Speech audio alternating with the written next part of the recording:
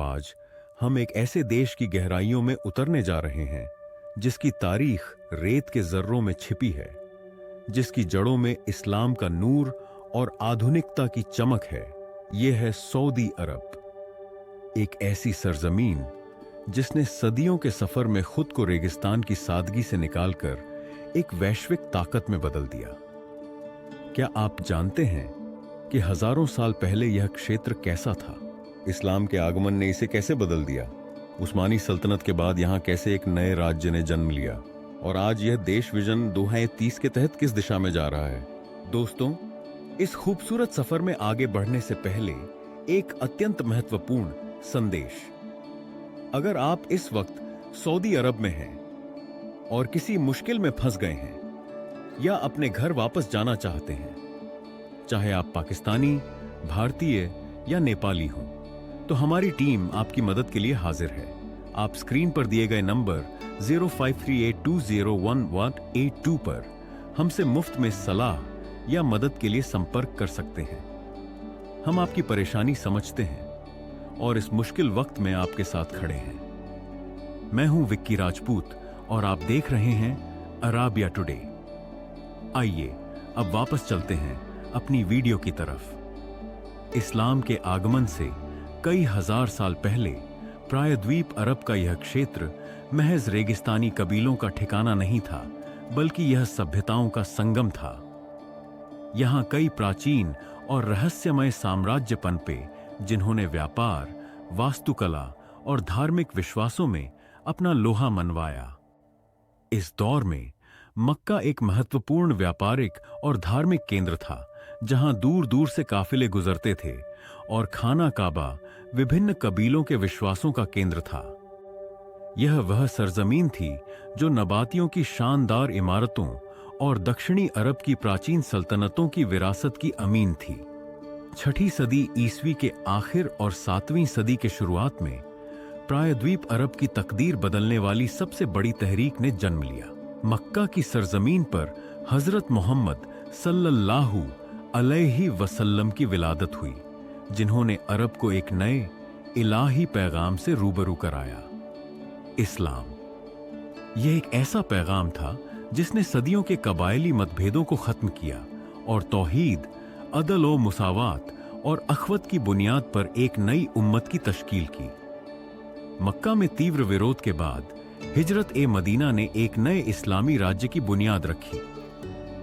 Medina Munawwara में इस्लामी समाज की तश्कील हुई, जहां मुहाजिरीन और अंसार ने मिलकर एक मिसाली समाजी निजाम कायम किया।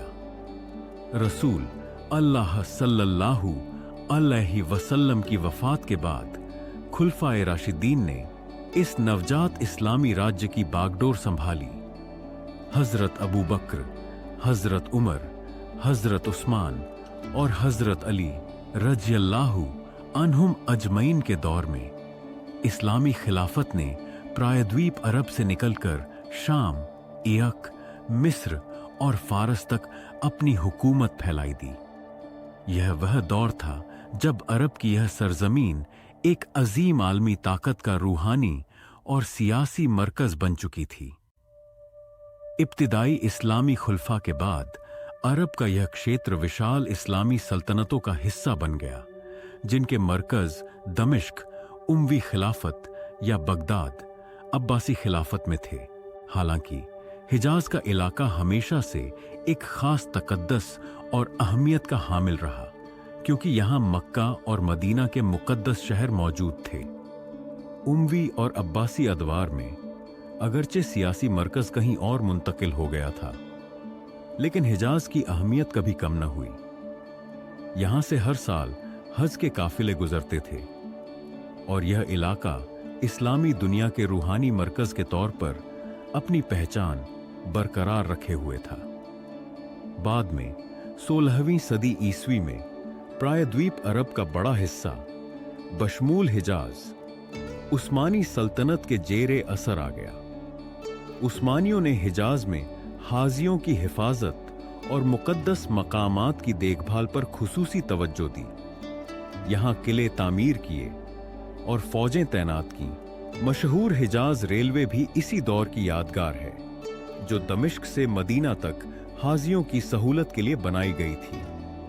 हालांकि नजद के विशाल और आंतरिक रेगिस्तानी इलाके उस्मानियों के प्रत्यक्ष नियंत्रण से ज्यादातर आजाद रहे, जहां स्थानीय कबायली सरदार और उमरा अपनी हुकूमत कायम रखते थे।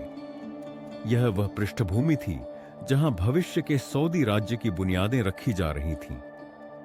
18वीं सदी के मध्य में नजद के इलाके में एक क्रांतिकारी बदलाव आया, जिसने सऊदी अरब के आधुनिक इतिहास की बुनियाद रखी। यह इमाम मोहम्मद बिन सूद और शेख मोहम्मद बिन अब्दुल वहाब का इत्तेहाद था, जिसने एक नए समाजी, मजहबी और सियासी निजाम को जन्म दिया। मैं दीरिया के अमीर मोहम्मद बिन सूद और मशहूर इस्लामी आलिम शेख मोहम्मद बिन अब्दुल वहाब के दरमियान एक तारीखी मुआहदा हुआ, जिसने पहली सऊदी रियासत की बुनियाद रखी। इस इत्तेहाद ने न सिर्फ एक मजबूत सियासी ढांचा फराहम किया, बल्कि एक ऐसी मजहबी तहरीक को भी जन्म दिया, जिसका मकसद इस्लामी तालीमात की हकीकी रूह को बहाल करना था। यह रियासत तेजी से फैली और इसने प्रायद्वीप अरब के ज्यादातर इलाकों को अपनी अमलदारी में ले लिया।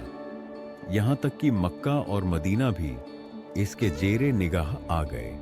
लेकिन यह उरूज उस्मानियों के लिए खतरे की घंटी साबित हुआ और 1818 ईस्वी में मिस्री फौजों के हाथों पहली सऊदी रियासत का जवाल हो गया।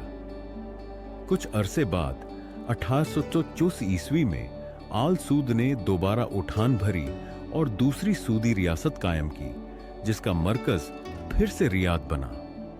यह रियासत भी अंदरूनी कबायली झगड़ों और क्षेत्रीय रकाबातों, खास तौर पर आल राशिद के साथ की वजह से कमजोर पड़ गई और 1891 ईस्वी में अपने अंजाम को पहुंची। इसके बाद आल सूद को कुवैत में जिला वतनी अख्तियार करनी पड़ी। हालांकि यह कहानी का अंत नहीं था, बल्कि एक नए अध्याय का आगाज था। 1902 ईस्वी में अब्दुल अजीज बिन अब्दुल रहमान आल सऊद, जो बाद में शाह अब्दुल अजीज के नाम से जाने गए, ने सिर्फ चंद मुट्ठी भर साथियों के साथ कुवैत से वापस आकर रियाद पर दोबारा कब्जा कर लिया। यह एक ऐसा शानदार कारनामा था जिसने आधुनिक सऊदी अरब की बुनियाद रखी। अगले 30 साल तक शाह अब्दुल अजीज ने हिकमत ए अमली, अज़्म और बेमिसाल कयादत के साथ प्रायद्वीप अरब के बिखरे हुए कबीलों और इलाकों को मुत्तहिद किया। उन्होंने नजद, अल अहसा, औसिर और सबसे अहम हिजाज को अपने जेरे निगाह किया। उनकी यह कोशिशें 23 सितंबर 1932 ईस्वी को मुकम्मल हुईं, जब उन्होंने तमाम मुत्तहिद इलाकों को मिलाकर ममलिकत ए सऊदी अरब के कयाम का ऐलान किया। यह दिन सऊदी अरब के इतिहास में एक नए दौर का आगाज था। सऊदी अरब की 9 अमूज रियासत के लिए एक ऐसा तोहफा कुदरत ने छुपा रखा था, जिसने उसके मुकद्दर को हमेशा के लिए बदल दिया। 1930 के दशक में तेल की दरियाफ्त ने मुल्क को रेगिस्तान की सादगी से निकालकर आलमी माशी के नक्शे पर एक अहम मुकाम दिया। यह 1938 ईस्वी की बात है, जब दहरान के करीब कुआं नंबर 7 दम्मम नमू से पहली बार बड़े पैमाने पर तेल दरियाफ्त हुआ। इस दरियाफ्त ने मुल्क की मासियत के लिए सोने के दरवाजे खोल दिए।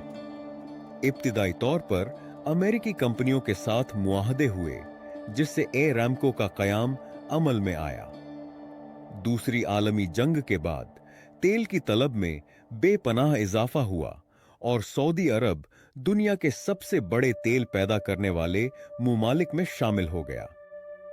तेल की आमदनी ने शाह अब्दुल अजीज और उनके बाद आने वाले बादशाहों को मुल्क में बड़े पैमाने पर तरक्कियाती काम शुरू करने के काबिल बनाया। शाह सऊद, शाह फैसल, शाह खालिद और शाह फहद के अदवार में बुनियादी ढांचा तेजी से मजबूत हुआ। आधुनिक सड़कें, बंदरगाहें, हवाई अड्डे, स्कूल, यूनिवर्सिटियां और अस्पताल तामीर हुए। तालीम और सेहत के शोबों में क्रांतिकारी तब्दीलियां आईं।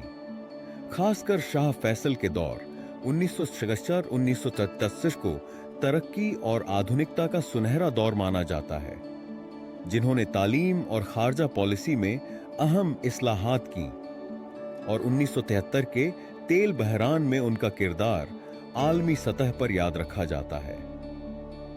शाह फहद के दौर में मुकद्दस मकामात की तौसीह और आधुनिकतम इंफ्रास्ट्रक्चर की तामीर पर खुसूसी तवज्जो दी गई और उन्हें खादिम उल हरमैन अल शरीफैन का लक़ब मिला। सऊदी अरब एक क्षेत्रीय ताकत से आलमी सतह पर असर और रसूख रखने वाली रियासत बन चुका था। 21वीं सदी में सऊदी अरब एक नई करवट ले रहा है। तेल पर इन्हिसार कम करने और एक आधुनिक मुताविव माशियत की तामीर के लिए वली अहद शहजादा मोहम्मद बिन सलमान की क़यादत में विजन 2030 का आगाज किया गया है, जो मुल्क के इतिहास में एक नए अध्याय का आगाज है। अब्दुल्लाह बिन अब्दुल अजीज के दौर 2005-2015 में तालीम और तहकीक पर खुसूसी तवज्जो दी गई, जिसकी सबसे बड़ी मिसाल king Abdullah University of science and technology KAUST का कयाम है। मौजूदा खादिम उल हरमैन अल शरीफैन शाह सलमान बिन अब्दुल अजीज के अहद में ममलिकत ने वली अहद शहजादा मोहम्मद बिन सलमान की क़यादत में एक जुरतमंद और क्रांतिकारी मंसूबा विजन 2030 का आगाज किया है। विजन 2030 का बुनियादी मकसद तेल पर माशी इन्हिसार को कम करना, मासियत को मुताविव बनाना और मुल्क को एक पायदार मुस्तकबिल की राह पर गामजन करना है। इस विजन के तहत कई मेगा प्रोजेक्ट्स शुरू किए गए हैं। नियोम एनियोम दुनिया का सबसे महत्वाकांक्षी शहर, जिसमें द लाइन जैसा अनूठा ढांचा शामिल है, जो आधुनिक प्रौद्योगिकी और पायदार जीवन का प्रतीक होगा। रेड सी प्रोजेक्ट बहर ए अहमर के साहिल पर एक लग्जरी सयाहती मंजिल। कद्दिया किदिया रियाद के करीब एक बड़ा तफरीही, स्पोर्ट्स और आर्ट्स कॉम्प्लेक्स। इस विजन ने न सिर्फ इक्तिसादी इस्लाहात को फरोग दिया है, बल्कि मुल्क में बड़े पैमाने पर समाजी तब्दीलियां भी लाई हैं। ख्वातीन को ड्राइविंग की इजाजत मिली है, तफरीही और सकाफती तकरीबात का इनाकाद किया जा रहा है और सयाहत को फरोग दिया जा रहा है। सऊदी अरब अपने नौजवान और मुतहर्रिक आबादी पर सरमायाकारी कर रहा है, ताकि उन्हें मुस्तकबिल के चैलेंज का सामना करने के लिए तैयार किया जा सके। बैनुल अक़वामी सतह पर भी सऊदी अरब G20 समेत मुख्तलिफ प्लेटफॉर्म्स पर अहम किरदार अदा कर रहा है और क्षेत्रीय अमन और इस्तेहकाम के लिए कोशां है। तो नाजरीन, यह थी सऊदी अरब की 1 घंटे पर फैली तारीख, एक ऐसा सफर जो रेगिस्तान की गुमनामी से शुरू होकर इस्लामी तहजीब की बुनियाद बना और आज 21वीं सदी की एक अहम तरीन आलमी कुव्वत में बदल चुका है। सऊदी अरब ने न सिर्फ अपनी तकदीर बदली है, बल्कि दुनिया के बदलते मंजरनामे में अपना अहम किरदार अदा कर रहा है। जद्दत और रिवायत का यह हुसैन इम्तिजाज सऊदी अरब को दुनिया का एक मुनफरिद और ताकतवर मुल्क बनाता है। इसकी कहानी जारी है और मुस्तकबिल में यह क्या नई मंजिलें तय करता है, यह देखना दिलचस्प होगा। अगर आपको यह तफसीली दस्तावेजी फिल्म पसंद आई तो इसे लाइक करें, शेयर करें और हमारे चैनल को सब्सक्राइब करना न भूलें, ताकि आप मजीद ऐसी तारीखी वीडियोस देख सकें। अगली बार तक के लिए अल्लाह हाफिज।